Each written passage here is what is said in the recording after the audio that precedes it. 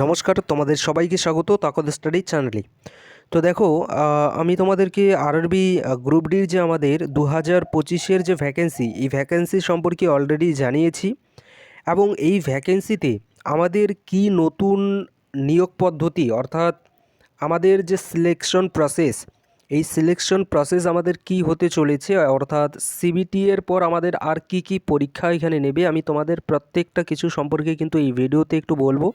So তোমরা ভিডিওটা একটু লাস্ট পর্যন্ত দেখো। যদি তোমাদের এখানে কোনো এ নিয়ে আর কি তোমাদের জানার থাকে, তো তোমরা অবশ্যই কিন্তু এই ভিডিওটাতে জানতে পারবে যে এখানে আমাদের নতুন যে নিয়োগ পদ্ধতি, এই নতুন নিয়োগ পদ্ধতি এই 2025-এর ভ্যাকেন্সিতে কি হতে চলেছে। ওকে, সো আমি সময় নষ্ট না করে তোমাদেরকে যে নোটিশটা আর কি আমাদেরকে দিয়েছে আরআরবির তরফ থেকে, এই নোটিশটা আমি তোমাদেরকে দেখে বলছি এখানে কি কি বলছে, তোমরা নিজেরাও কিন্তু দেখতে পাবে। দেখো, তো দেখো তোমাদের যে সিলেকশন প্রসেস, এই সিলেকশন প্রসেস বা রিক্রুটমেন্ট প্রসেসে আমাদের কি কি এখানে স্টেপগুলো তোমাদেরকে কমপ্লিট করতে হবে, দেন তারপরে গিয়ে তোমরা যে জয়নিং লেটার আমরা বলতে পারি, যেটা তোমরা পাবে, যে এখানে তোমরা আর কি জয়নিং করবে, সেটা তোমরা কিভাবে করবে। তো প্রথমত দেখো, তোমাদের হবে গিয়ে সিবিটি, কম্পিউটার বেস টেস্ট হবে। এবং এই কম্পিউটার বেস টেস্ট হওয়ার পরে তারপরে তোমাদের হবে ফিজিক্যাল এফিসিয়েন্সি টেস্ট। এই ফিজিক্যাল এফিসিয়েন্সি টেস্ট হওয়ার পরে তারপরে হবে তোমাদের ডকুমেন্ট ভেরিফিকেশন। তারপরে গিয়ে কিন্তু তোমাদের হবে মেডিকেল এক্সামিনেশন, অর্থাৎ তোমাদের পুরো শরীর কিন্তু এখানে কিছু টেস্ট আছে যেগুলো তোমাদেরকে করতে হবে, সেখানেই আর কি করানো হবে হসপিটালেই, রেলের যে হসপিটাল আছে সেখানেই কিন্তু করা হবে। সো এই যে ধাপগুলো আছে, এই 4টা ধাপের পরে গিয়ে কিন্তু তোমরা তোমাদের হাতে যেটার জন্য তোমরা অপেক্ষা করে থাকবে, তোমরা যে আর কি কোয়ালিফাই করবে সেটা কিন্তু তোমরা পাবে, অর্থাৎ গভর্নমেন্ট যে জব এই আরআরবি গ্রুপ ডির লেভেল 1-এ সেটা কিন্তু তোমরা পাবে। এরপরে এই যে আর কি ধাপগুলো বললাম, এই ধাপগুলো পেরোনোর পরে, তো প্রথম যে আমাদের ধাপ আছে কম্পিউটার বেস টেস্ট সিবিটি। এই সিবিটির যদি আমি তোমাদের কথা বলি, তাহলে সিবিটি আমাদের কি কি এখানে আসবে, অর্থাৎ সিবিটি যে আর কি তোমরা ক্লিয়ার করবে, সিবিটির জন্য যে তোমরা পড়াশোনা পড়বে, তো এখানে তোমাদেরকে কি কি সাবজেক্ট পড়তে হবে। তো দেখো, এখানে তোমাদের টোটাল 90 মিনিট তোমাদেরকে সময় দেওয়া হবে এক্সামের জন্য। এবং এখানে তোমাদেরকে জেনারেল সায়েন্স কিন্তু পড়তে হবে। জেনারেল সায়েন্স থেকে দেখো তোমাদের 25টা কোশ্চেন আসবে 25 নম্বরের। ম্যাথামেটিক্স তোমাদেরকে পড়তে হবে, অর্থাৎ অঙ্কের কথা বলছি, অঙ্ক তোমাদেরকে করতে হবে। এখানে অঙ্ক থেকে তোমাদের 25টা কোশ্চেন আসবে। এর সঙ্গে সঙ্গে দেখো জেনারেল ইন্টেলিজেন্স অ্যান্ড রিজনিং, এই রিজনিংয়ে দেখো এখানে 30 নাম্বার কিন্তু আছে, 30 নাম্বার কিন্তু তোমাদেরকে এই রিজনিং করতে হবে। এর সঙ্গে সঙ্গে দেখো এখানে তোমাদেরকে general awareness and current affairs, এখান থেকে তোমাদের 20টা কিন্তু কোশ্চেন আসবে 20 নাম্বারের। টোটাল 100টা কোশ্চেন আসবে, 100 নাম্বারের কিন্তু তোমাদের এক্সাম হবে। ওকে, সো এই যে সাবজেক্টগুলো আমি তোমাদেরকে বললাম, এই সাবজেক্টগুলো কিন্তু তোমাদেরকে পড়তে হবে, তোমাদেরকে প্রিপারেশন করতে হবে। General science, mathematics, general intelligence and reasoning, তারপরে general awareness and current affairs. এই সাবজেক্টগুলোর মধ্যেও দেখো এখানে কোন কোন টপিকে তোমাদের কোশ্চেন আসবে সেগুলোও কিন্তু এখানে দেওয়া আছে। সো এই যে আর কি টপিকগুলো, যে টপিকগুলো এখানে আমি তোমাদেরকে দেখাচ্ছি, এই টপিকগুলো কিন্তু তোমাদেরকে একটু বেশি করে কিন্তু তোমাদেরকে পড়তে হবে। এর সঙ্গে সঙ্গে আরও কিছু টপিক আছে যে টপিকগুলো কিন্তু তোমাদেরকে পড়তে হবে, বাট এখানে যে টপিকগুলো দিয়েছে এগুলো কিন্তু একটু বেশি করেই কিন্তু তোমাদেরকে পড়তে হবে। তার আগে বলে দিই যে দেখো, এখানে তোমাদের যে আর কি এক্সাম হবে, এই সিবিটি এক্সাম, এই সিবিটি এক্সামে কিন্তু তোমাদের 1/3 নেগেটিভ মার্কিং থাকবে, অর্থাৎ তোমরা যদি 3টা প্রশ্ন ভুল করো তাহলে সেক্ষেত্রে তোমাদের কিন্তু 1 নাম্বার মাইনাস কিন্তু করা হবে অতিরিক্ত। ঠিক, এর সঙ্গে দেখো এখানে পাসিং মার্কস, মিনিমাম যে আর কি পার্সেন্টেজ বা এই যে আর কি এই এক্সামটা পাস করার জন্য তোমাদের মিনিমাম যে নাম্বার নিয়ে আসতে হবে সেটা হচ্ছে, তুমি যদি জেনারেল বা ইউআর ক্যাটাগরি থেকে যদি তুমি হয়ে থাকো তাহলে সেক্ষেত্রে তোমার 40% নাম্বার লাগবে। ইডাব্লিউএস যদি তুমি হয়ে থাকো তাহলে সেক্ষেত্রে তোমাকে 40% নাম্বার নিয়ে আসতে হবে। আর যদি তুমি ওবিসি এবং এসসি এসটি ক্যাটাগরি থেকে তুমি হয়ে থাকো, ওবিসি নন ক্রিমিলিয়ার এবং এসসি এসটি থেকে যদি হয়ে থাকো, তাহলে সেক্ষেত্রে তোমাদেরকে কিন্তু 30% নাম্বার নিয়ে আসতে হবে, অর্থাৎ 100-র মধ্যে পরীক্ষা হবে। সেখান থেকে যদি ওবিসি নন ক্রিমিলিয়ার এবং এসসি এসটি ক্যাটাগরির ক্যান্ডিডেট হয়ে থাকো তাহলে সেক্ষেত্রে তোমাকে কিন্তু 100-র মধ্যে 30 নাম্বার কিন্তু নিয়ে আসতে হবে। আর যদি তুমি একজন ইউআর ক্যাটাগরির ক্যান্ডিডেট হয়ে থাকো বা তুমি যদি ইডাব্লিউএস ক্যাটাগরির ক্যান্ডিডেট হয়ে থাকো, তাহলে সেক্ষেত্রে তোমাকে কিন্তু 100 নাম্বারের মধ্যে 40 নাম্বার কিন্তু নিয়ে কিন্তু আসতেই হবে। যদি নিয়ে আসো তাহলে সেক্ষেত্রে কিন্তু তুমি পাস করবে। তুমি যে মেরিটে যাবে, তোমার যে কাট অফ ক্লিয়ার হবে সেটা কিন্তু নয়, তুমি জাস্ট পাস কিন্তু এখানে করবে এই নাম্বারটা যদি তুমি নিয়ে আসো তাহলে সেক্ষেত্রে। এবার এই সিবিটি হওয়ার পরে দেখো, তারপরে যদি তুমি কাট অফ ক্লিয়ার করতে পারো, এখানে কাট অফ তোমার 40ও মানে মিনিমাম যে কাট অফ আছে এই 40 নাম্বারে কিন্তু যাওয়ার সম্ভাবনা অনেকটাই কম আছে। এখানে ধরে রেখে দিয়ে দাও তুমি প্রায় ওদিকে 70 to 80% তোমাকে নিয়ে আসতে হবে নাম্বার, ঠিক না? 70% 80% যদি তুমি নিয়ে আসো তাহলে গিয়ে কিন্তু তোমার কাট অফে কিন্তু তুমি কাট অফটা ক্লিয়ার করতে পারবে। অর্থাৎ নেক্সট যে আর কি এখানে আরেকটা ধাপ আমাদের আছে, সেটা কি, সেটা হচ্ছে কি আমাদের ডকুমেন্ট ভেরিফিকেশন নয়, তারপরে যে আর কি ধাপটা আমাদের আছে সেটা হচ্ছে গিয়ে ফিজিক্যাল এফিসিয়েন্সি টেস্ট, পিইটি। সেই টেস্টেই কিন্তু তুমি যেতে পারবে। তো প্রথম যে আমাদের ধাপ আছে, এই যে সিবিটিটা আছে, যেটা আর কি বলছি ভাই, দেখো এখানে এই যে সিবিটি আমাদের আছে, এই সিবিটি এক্সামটাই কিন্তু আমাদের মেইন এক্সাম। কেন বলছি মেইন এক্সাম? কেননা এই সিবিটি এক্সামের ভিত্তিতেই কিন্তু তোমার কাট অফ তৈরি হবে। অর্থাৎ এই সিবিটি এক্সামে যে তুমি নাম্বার নিয়ে আসবে, সেই নাম্বারের ভিত্তিতেই কিন্তু তোমার সিলেকশন হবে। তাহলে বলবে যে তাহলে এর যে আর কি পরের যে এক্সামগুলো আছে, যেমন ফিজিক্যাল এফিসিয়েন্সি টেস্ট, পিইটি, তাহলে সেই টেস্টটা কেন নেওয়া হবে? তো দেখো পিইটি যেটা আর কি আছে, এই পিইটিটা জাস্ট তোমাদের কোয়ালিফাই কিন্তু করতে হবে। জাস্ট এখানে যে আর কি বলেছে আর কি পদ্ধতিগুলো বা স্টেপগুলো তোমাদেরকে পেরোতে, সেই স্টেপগুলো জাস্ট তোমাদেরকে পেরোতে হবে। যদি তোমরা ওখানে কোয়ালিফাই করো, তার পরে তোমাদের যে আর কি সিবিটির যে আর কি নাম্বার আছে, সেই সিবিটির নাম্বারের ভিত্তিতে কিন্তু তোমাদের এখানে কি তৈরি হবে, তোমাদের কিন্তু মেরিট তৈরি হবে। ঠিক তো কি বললাম, সিবিটি যে এক্সামটা তোমাদের হবে, প্রথম যে এক্সামটা হবে, এই প্রথম এক্সামটাই কিন্তু তোমাদের মেইন এক্সাম হতে চলেছে। তো এখানে দেখো, আমি যদি নিচের দিকে আসি, তো এখানে আমরা দেখতে পাচ্ছি যে আমাদের যে সিবিটি এক্সাম হবে তার কিন্তু পুরো যে টপিক, ম্যাথামেটিক্স থেকে কী কী টপিক আর কি আমাদেরকে পড়তে হবে সেগুলো কিন্তু এখানে দেওয়া আছে। যেমন নাম্বার সিস্টেম, বদমাস, ডেসিমাল, ফ্র্যাকশন, এলসিএম, এসিএফ, তারপরে রেশিও অ্যান্ড প্রপোর্শন, পার্সেন্টেজ আছে, তারপরে টাইম অ্যান্ড ওয়ার্ক আছে, মেনসুরেশন আছে, টাইম অ্যান্ড ডিস্টেন্স আছে, তারপরে এদিকে আমাদের সিম্পল অ্যান্ড কম্পাউন্ড ইন্টারেস্ট আছে, ঠিক না, সরল সুদ, তারপরে চক্রবৃদ্ধি সুদ। তো এই ধরনের যে আর কি এখানে আরও যে টপিকগুলো তোমরা দেখছো, এই টপিকগুলো কিন্তু আমাদের ম্যাথামেটিক্স থেকে আসবে। ম্যাথামেটিক্স থেকে দেখো এই টপিকগুলো সাধারণত এসে থাকে, এর সঙ্গে সঙ্গে এখানে তোমরা দেখতে পাচ্ছ ইটিসি বলে লেখা আছে, অর্থাৎ এর সঙ্গে সঙ্গে আরও কিন্তু অন্যান্য চ্যাপ্টার থেকেও এখানে আমাদের আসতে পারে। বাট মোটামোটা দেখো এখানে যে টপিকগুলো দেওয়া আছে এগুলোই কিন্তু আমাদের মেইন টপিক, এবং এই টপিকগুলো থেকেই কিন্তু আমাদের প্রশ্ন সবথেকে বেশি এসে থাকে। সো ম্যাথামেটিক্স যে আর কি আমাদের সাবজেক্ট আছে, এই সাবজেক্টটা নিয়ে তোমাদের চিন্তা করার কোনো প্রয়োজন নেই, কেননা আমি তোমাদেরকে এই তাকদ স্টাডি চ্যানেলের মাধ্যমেই কিন্তু এই অঙ্ক যে সাবজেক্টটা আছে এটা কিন্তু আমি তোমাদেরকে করাবো। অঙ্কর সঙ্গে সঙ্গে আমি তোমাদের রিজনিংটাও করাবো, এর সঙ্গে সঙ্গে জেনারেল যে সায়েন্স আছে সেটাও কিন্তু আমি তোমাদেরকে এই তাকদ স্টাডি চ্যানেলের মাধ্যমেই তোমাদেরকে করাবো। এখানে দেখো বিএ আমরা কি দেখতে পাচ্ছি, এখানে আছে জেনারেল ইন্টেলিজেন্স অ্যান্ড রিজনিং। এই রিজনিং থেকে দেখো আমাদের কি কি টপিকগুলো পড়তে হবে। তো রিজনিং থেকে আমরা দেখতে পাচ্ছি অ্যানালজি আছে, অ্যালফাবেটিক্যাল অ্যান্ড নাম্বার সিরিজ আছে, কোডিং ডিকোডিং আছে, তারপরে ম্যাথামেটিক্যাল অপারেশন আছে, রিলেশনশিপ আছে, তারপরে এদিকে আমাদের ভিন ডায়াগ্রাম আছে, ঠিক না। তো এই ধরনের দেখো এখানে আরও কিছু স্টেটমেন্ট সম্পর্কিত আছে এখানে টপিক। তো এই টপিকগুলো কিন্তু আমাদেরকে পড়তে হবে রিজনিংয়ের জন্য। এই টপিকগুলো যদি আমরা পড়ি তাহলে সেক্ষেত্রে কিন্তু আমাদের রিজনিং কমপ্লিট হবে। দেখো ম্যাথামেটিক্স আর রিজনিং এই যে সাবজেক্টগুলো আছে এগুলোতে কিন্তু আমরা যে আর কি নাম্বারটা এখানে বলছে সেই নাম্বারটাই কিন্তু আমরা নিয়ে আসতে পারি যদি আমরা প্র্যাকটিস করি, প্রিপারেশন যদি করি, তাহলে সেক্ষেত্রে ওকে। তো এরপরে দেখো, এরপরে হচ্ছে গিয়ে জেনারেল সায়েন্স। তো জেনারেল সায়েন্সে দেখো এখানে আমরা দেখতে পাচ্ছি জেনারেল সায়েন্সে যে আর কি আমাদের পড়তে বলেছে সেটা কিন্তু আমাদেরকে 10th স্ট্যান্ডার্ড লেভেলের আর কি এখানে কোশ্চেন আসবে।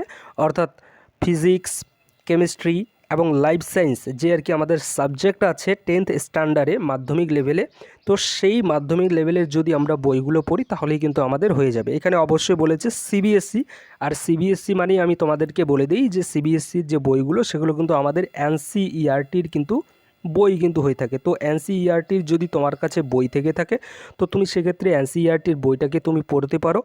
যদি না থেকে থাকে তাহলে সেক্ষেত্রে দেখো আমাদের মাধ্যমিক লেভেলের যে বইগুলো আছে সেই 6 টু তুমি 10th পর্যন্ত কিন্তু তুমি বইগুলো পড়তে পারো। 6 থেকে 10th ক্লাস পর্যন্ত যে বইগুলো আর কি তোমার কাছে আছে বিজ্ঞানের বইগুলো, সেগুলো কিন্তু তোমার এখানে হয়ে যাবে।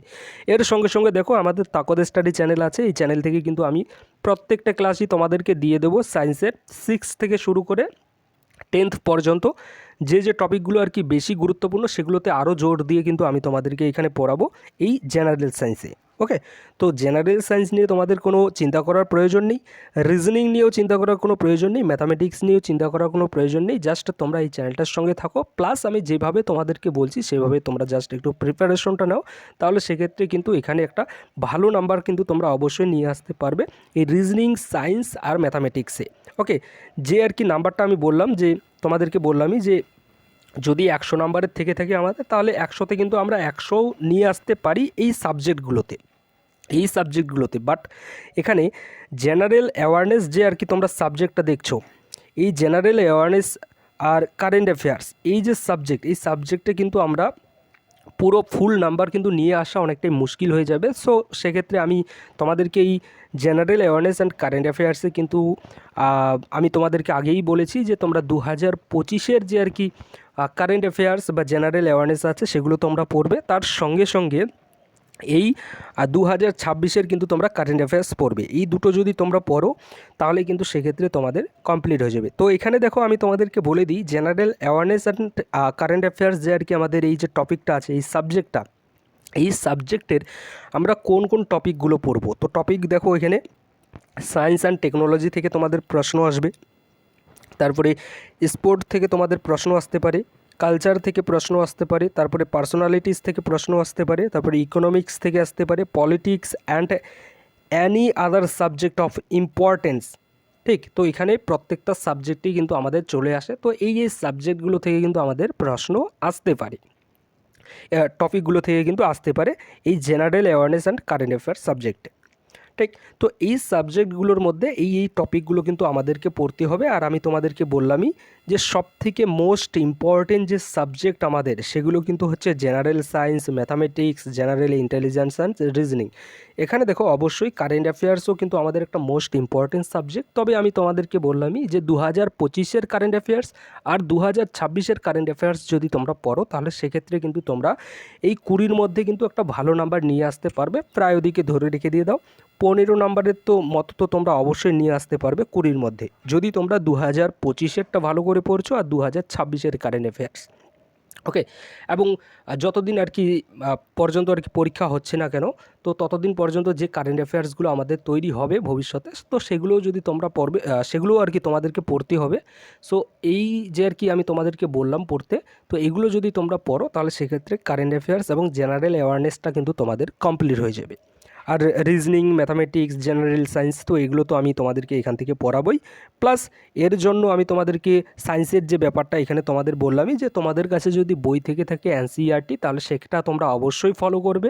আর যদি না থাকে তাহলে সেক্ষেত্রে মাধ্যমিক স্ট্যান্ডার্ড যে তোমার কাছে বইগুলো আছে, আমাদের WBBSC যে বোর্ড আমাদের আছে, West Bengal board of secondary education, এর যে বইগুলো আছে সেই বইগুলো যদি তোমরা পড়ো এবং এর সঙ্গে সঙ্গে 6 থেকে শুরু করে 7, 8, 9, 10 পর্যন্ত যে আর কি সায়েন্সের বইগুলো আছে, ঠিক না, তো এই বইগুলো কিন্তু তোমাদেরকে একটু দেখতে হবে, তাহলে কিন্তু তোমার জেনারেল সায়েন্সটা কিন্তু এখানে কমপ্লিট হয়ে যাবে। আর তার সঙ্গে সঙ্গে এই তাকদ স্টাডি চ্যানেল থেকে ক্লাসগুলো যদি তোমরা ফলো করো তাহলে সায়েন্স, ম্যাথামেটিক্স আর রিজনিং নিয়ে চিন্তা তোমাদের থাকবে না।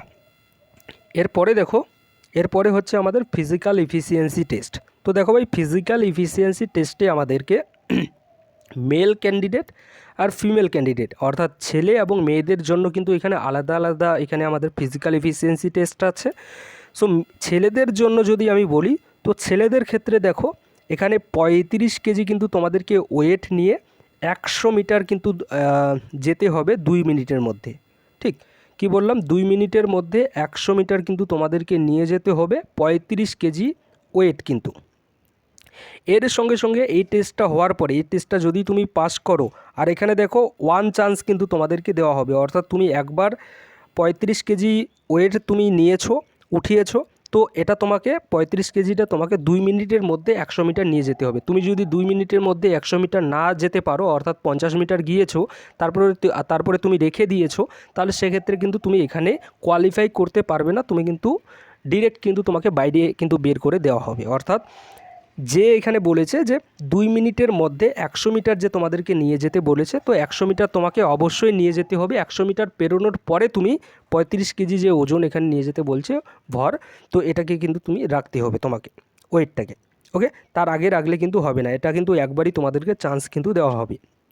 এর সঙ্গে সঙ্গে দেখো এখানে বলছে যে should be able to run for a distance of 1000 meter in 4 minute and 15 second in 1 chance. একবারই চান্স দেওয়া হবে এই ক্ষেত্রেও, যে তোমাকে 4 মিনিট 15 সেকেন্ডের মধ্যে 1000 মিটার কিন্তু দৌড়তে হবে।